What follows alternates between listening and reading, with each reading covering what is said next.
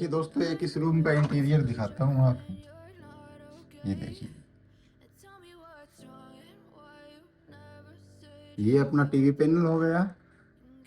यहाँ टीवी लगेगा, ये मिरर लगेगा यहाँ पर,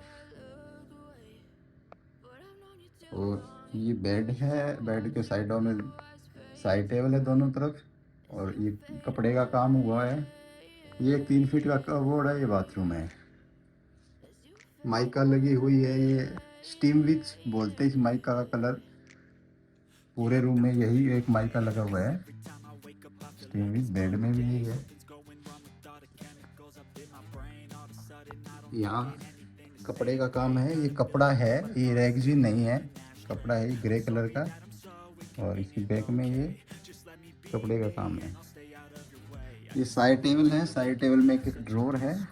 I never really asked to be brought into this place. You wanna love me? Well then baby I have a taste. All the highs and the lows, no you'll never be the same. I don't really wanna hurt you but I can't control the pain. If you're sticking by my side maybe we could be okay. Okay, okay,